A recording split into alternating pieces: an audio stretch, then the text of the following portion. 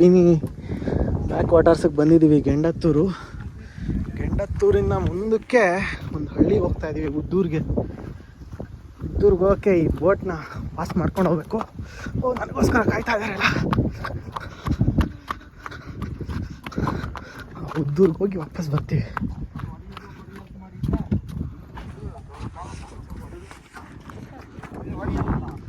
ನೀವೇನ ಕ್ಯಾಪ್ಟನು?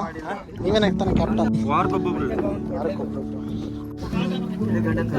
ಈ Kabini back waters ತುಂಬಬೇಕು ಅಂದರೆ ಕೇರಳದ ವಯನಾಡಲ್ಲಿ ಚೆನ್ನಾಗಿ ಮಳೆ ಬರಬೇಕು. ಈ ವರ್ಷದ ಮಳೆ ಚೆನ್ನಾಗಿ ಬಂದಿರೋದ್ರಿಂದನೇ ಕಬಿನಿ ತುಂಬಿದೆ. ಇದೇನೋ ಜುಲೈ ತಿಂಗಳು, ಕಬಿನಿ ತುಂಬಿ 1 ವಾರ ಆಗಿದೆ ಅಷ್ಟೇ. ಅಪ್ ಟು ಮುಂದಿನ ವರ್ಷ ಮಾರ್ಚ್ ಆಗೋ ತನಕ ಸ್ವಲ್ಪ ಕಡಿಮೆ ಆಗ್ತಾ ಬರುತ್ತೆ ನೀರು. ಆಗ ಊರವರು ಕಬಿನಿಯ ದಡದಲ್ಲೇ ಬೈಕ್ಗಳಿಂದನೇ ಉದ್ಬೂರು ಮತ್ತು ಗೆಂಡತ್ತೂರಿಗೆ ಓಡಾಡ್ತಾರೆ. ಆಗ ಈ ಬೋಟ್ನ ಅವಶ್ಯಕತೆ ಇರಲ್ಲ.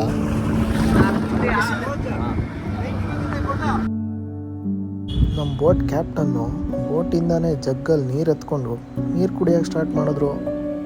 ನಾನು ಈ ಮಣ್ಣಿನ ಕಲರ್ ಇರೋ ನೀರನ್ನ ಯಾಕಣ ಕುಡಿತಾ ಇದ್ದೀರಾ ಅಂತಂದೆ. ಅವರು ಈ ನೀರನ್ನ ನಾವು ಚಿಕ್ಕ ವಯಸ್ಸಿಂದ ಕುಡಿತಾ ಇದ್ದೀವಿ, ಯಾವ ರೋಗನೂ ಬಂದಿಲ್ಲ, ಬರೋದು ಇಲ್ಲ ಅಂದರು. ಅದೇ ಧೈರ್ಯದಿಂದ ನಾನು ಕುಡ್ದೆ. ಏನು ಅಲ್ಲ, ಒಳ್ಳೆ ಏನಾಗಲ್ವಂತೆ ಅಣ್ಣ ಹೇಳಿದ್ರು. ಫಿಲ್ಟರ್ ನೀರಂತೆ, ಮಳೆ ನೀರೇ ಫಿಲ್ಟರ್ ನೀರು, ಯಾವ ರೋಗನೂ ಬರಲ್ಲ ಅಂತ ಹೇಳಿದ್ರು ಅಣ್ಣ. ಟಿಕೆಟ್ ಕಲೆಕ್ಟ್ರು ಟಿಕೆಟ್ ಕೊಡ್ತಾವ್ರೆ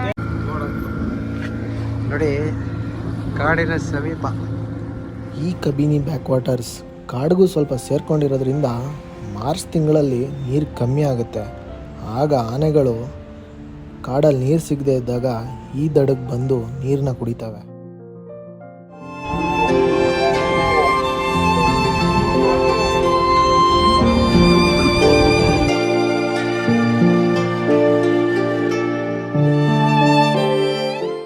ಏನಿದು? ಏನ್ ವ್ಯವಸಾಯ ಮಾಡ್ತೀರಾ ನೀವು? ಭತ್ತ, ಚೆಂಡು, ಆರ್ಲಾ ಅಂದ್ರೆ ಆರ್ಲಾ ಅಂದ್ರೆ ಏನು? ಏನೇನು ಊರಿದೆ ಆ ಕಡೆ? ಹೊಸಳ್ಳಿ, ಸೋಗಲ್, ಇದೆ. ನೀರ್ ಕಮ್ಮಿ ಆಗದ್ ಜಾಸ್ತಿ ಆಗದ್ ಆಯ್ತಾ ಇರ್ತದೆ. ಮಾರ್ಚಿಗೆಲ್ಲ ಖಾಲಿ ಆಯ್ತದೆ. ಮಾರ್ಚ್ ವರೆಗೂ ಹಿಂಗೆ ಇರುತ್ತೆ.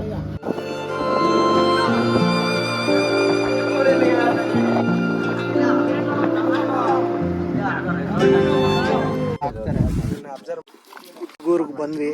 ಬೋಟ್ನ ಅಣ್ಣ ಲಾಕ್ ಮಾಡ್ತಾವ.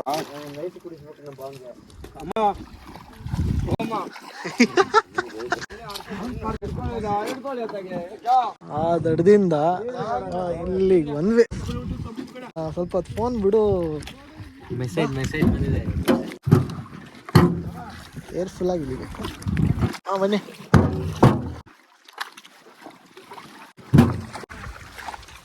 ಅಲ್ಲಿ ಮೀನ್ ಕ್ಲೀನ್ ಮಾಡ್ತಾ ಇದಾರೆ, ಕಾಣ್ತಾ ಇದಾರೆ ಇಬ್ರು. ನೋಡಿ ಮೀನ್ ಹೇಗೆ ಕ್ಲೀನ್ ಮಾಡ್ತಾರೆ ಅಂತ ನೋಡ್ಕೊಂಬರೋಣ.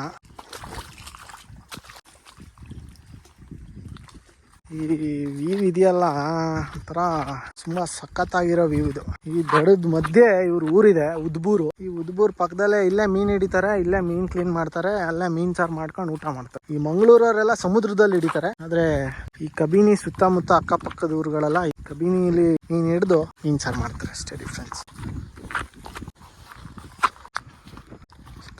ಅಣ್ಣ ನಮಸ್ಕಾರ. ಇದು ಹಳ್ಳ ಇದೆ. ಅಣ್ಣ ಊಟ ಆಯ್ತಾ ಅಣ್ಣ? ನಮ್ದು ಆಯ್ತಾ ಅಣ್ಣ. ಇವಾಗ ಹಿಡಿದ್ರ ಮೀನ? ಜಸ್ಟ್ ಹಿಡಿದ್ರ? ಯಾವ್ದಾವ್ದು ಮೀನು ಅಣ್ಣ ಇದು? ಇದು ಅರ್ಜು, ಇದು ಸುಲಪೆ ಅಂತ. ಓಕೆ, ಇದು ಸುಲಪೆ ಅಂತ, ಎಲ್ಲ ಸುಲಪೆ. ಇದು ಚಾಪ್ಲ, ಮುಳ್ಳಿರಲ್ಲ, ಸೂಪರ್ ಮೀನು. ನೀವು ಅಣ್ಣ ಈಗ ಮನೆಗೆನ ಕ್ಲೀನ್ ಮಾಡ್ಕೊಂಡು ಎತ್ಕೊಂಡು ಹೋಗೋದಾ? ಮನೆಗೆ. ಇದು ಅಣ್ಣ ಈಗ ಮೀನ್ ಹಿಡಿತಾರದೆಲ್ಲ ಕಾಂಟ್ರಾಕ್ಟ್ ನೀವು ಸ್ವಂತ? ಅಣ್ಣ ಇದು ನಮ್ಮ ಮಾಮೂಲಿ ತಿನ್ನಾಗ ಸಾಂಬಾರ್ ಮಾತ್ರ. ಕಾಂಟ್ಯಾಕ್ಟ್ ಬೇರೆ ಅವ್ರ ಮಾಮೂಲಿ ಅವ್ರ ಇದ್ರು ಏನೂ ಇಲ್ಲ. ಬಂದು ನಮ್ಮ ಪಾಡೋ ನಾವು ಹಿಡ್ಕೋಬೋದು. ಅಣ್ಣ ನಮ್ದು ಇದೆ ಪಕ್ಕದೂರು, ಉದ್ಬೂರು. ಇನ್ನು ಇಲ್ಲಿ ತನಕ ತುಂಬುತ್ತಲ್ಲ ಅಣ್ಣ? ಅಣ್ಣ ಇಲ್ಲಿ ಗಂಟೆ ಬರ್ತಾನೆ. ಈಗ ಒಂದ್ ತಿಂಗಳ, 1-2 ವಾರ ಹೆಂಗ್ತೇನ್ ಬೇಡಿ, 4 ದಿನ ಸಾಕು. ಹೌದಾ? 4 ದಿನಕ್ಕೆ ಅಲ್ಲಿ ಅಷ್ಟೈಟ್ ತುಂಬ ಬಿಡುತ್ತೆ. ಆದ್ರೆ ಇದು ಅಣ್ಣ ಅವರ ಮನೆಯಲ್ಲಿ ಇವತ್ತು ಮೀನ್ ಸಾರಾಗಿ ಖುಷಿಯಾಗಿ ಅಣ್ಣ ತಿಂತಾರೆ. ಸಖತ್ತಾಗೈತೆ ಇದೊಂಥರ ಮೀನು. ಲುಕ್ಕು ಡಿಫ್ರೆಂಟ್ ಆಗೈತೆ. ಇದಾರಲ್ಲ ಅಣ್ಣ ಶಿವು ಅಣ್ಣ ಅವ್ರ ಅಪ್ಪ ಅಲ್ಲಿದ್ದಾರೆ. ಇವರು ಮೀನು ಹಿಡ್ಕೊಂಡು ಬರ್ತವ್ರೆ. ಇವತ್ತಿಂದ ಎಷ್ಟು ಮೀನು ಹಿಡ್ದಿದ್ದಾರೆ ಅಂತ ಕೇಳೋಣ.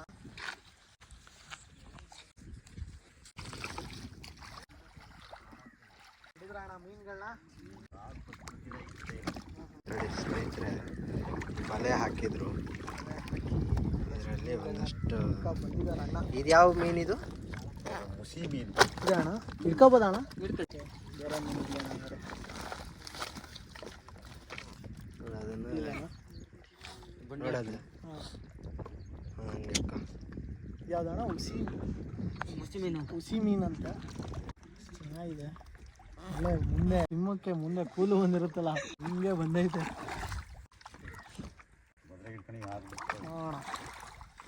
ಸಿಕ್ಬಿಡ್ತೀವಿ ಆರ್ಸಲ್ಲ. ಇದು ದೊಡ್ಡದು ಯಾವುದೋ ಒಂದು ಸಿಕ್ಕಿದ್ಯಾ ಅಣ್ಣ? ದೊಡ್ಡ ಮೀನು ಕುಡಿಯೋಣ. ಇದ್ರೆ ಅಣ್ಣ ಇದು ಮಿರಕರ್ ಚೆಂಬಲಿ. ಇದು ಕೇರಳದಿಂದ ಬಂದಿರೋದಾ? ಮಿರಾಕಾರ. ಇಲ್ಲಿ ಒಳೆ ಮೀನೇನಾ? ನಮ್ಮ ಕಬಿನಿ ಒಳೆ ಮೀನು. ಎಷ್ಟು ಕೆಜಿ ಐತಣ್ಣ ಇದು? ಒಂದು ಕೆಜಿ ಮೇಲೆ ಬರ್ತದೆ. 1 ಕೆಜಿ ಮೇಲೆ. ಇದು ನೀವು ಹಿಡಿದಿದ್ದೀನಿ.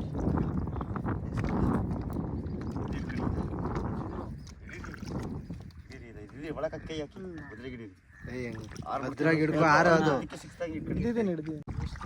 ಕೆಜಿ ಇದೆ ಅಂತ ಈ ಮೀನು. ಒಳಗಡೆ ಕರ್ಕೊಂಡು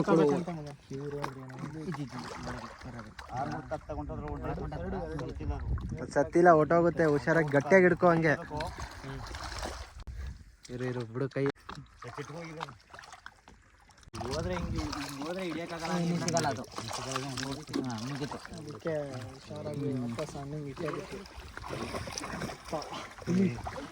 ಗೋರ್ನಲ್ಲಿ ರಕ್ತ.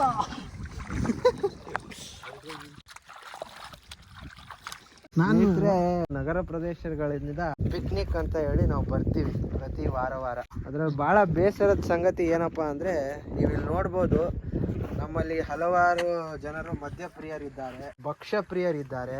ಅದರ ಜೊತೆಗೆ ನಮ್ಮ ಒಂದು ದುಶ್ಚಟ ಏನಪ್ಪಾ ಅಂದ್ರೆ, ಬಿಟ್ಟೋಗ್ತಾ ಇರುವಂತ ಕೆಲವೊಂದು ಪಳೆ ಉಳಿಕೆಗಳು ಇವೆಯಲ್ಲ, ಇವು ನಮ್ಮ ಪರಿಸರವನ್ನ ಬಹಳ ಹಾನಿಕಾರಗೊಳಿಸುವಂತಹ ಪದಾರ್ಥಗಳು. ಅದರಲ್ಲಿ ಬಹಳ ಮುಖ್ಯವಾಗಿ ನಾನು ನೋಡುವಂತದ್ದು ನೋಡಿ, ಪ್ಲಾಸ್ಟಿಕ್ ಬಾಟಲ್ಗಳು, ಅದಲ್ಲದೆ ಪ್ಲಾಸ್ಟಿಕ್ ಕವರ್ ಅಲ್ಲೇ ಬಿಟ್ಟು ಏನಾಗುತ್ತೆ ಅಂತ ತುಂಬಾ ಸುಲಭವಾಗಿ ಹೇಳ್ಬೇಕು ಅಂದ್ರೆ, ಕವರ್ ಅಲ್ಲಿ ನೀರ್ ಸೇರ್ಕೊಳ್ಳುತ್ತೆ. ಅಲ್ಲಿ ನೀವು ಊಟ ಹಾಕಿಟ್ಟಿರ್ತೀರಾ, ಅಲ್ಲೊಂದು ಫಂಗಸ್, ವೈರಸ್, ಬ್ಯಾಕ್ಟೀರಿಯಾ ಬೆಳೆಯೋದಕ್ಕೆ ಶುರು ಆಗುತ್ತೆ. ಅದನ್ನೇ ನಮ್ಮ ಮೀನುಗಳು ತಿಂತವೆ. ನಾವು ತರುವಂತಹ ಪಟ್ಟಣ ಪ್ರದೇಶದ ಕೊಳೆ ಏನಿದೆ, ಇಲ್ಲಿ ಮೀನ್ ತಿನ್ನುತ್ತೆ. ಆ ಮೀನನ್ನ ಇವತ್ತು ನೋಡಿದ್ವಲ್ಲ, ಅಣ್ಣ ಅವ್ರು ತಿಂತಾರೆ, ಅವ್ರ ಪರಿವಾರದವ್ರು ತಿಂತಾರೆ. ನಮ್ಮ ಊರುಗಳಲ್ಲಿ, ನಮ್ಮ ಸಿಟಿಗಳಲ್ಲಿ ಏನ್ ರೋಗಗಳಿದೆಯೋ ಅದನ್ನ ನಾವು ಇಲ್ಲಿ ಬಿಟ್ಟು ಹೋಗ್ತಾ ಇದೀವಿ. ಲೋಕೇಶ್ ಅವರು ಇಷ್ಟ ತನಕ ಹೇಳಿದ್ದು ಎಲ್ರಿಗೂ ಅರ್ಥ ಆಯ್ತು. ಆ್ಯಕ್ಚುಲಿ ಎಲ್ಲ ಈ ಟೂರಿಸಮ್ಗೆ ಅಲ್ಲಿ ಇಲ್ಲಿ ಸುತ್ತಕ್ಕೆ ಅಂತ ಬಂದೇ ಬರ್ತೀರಾ.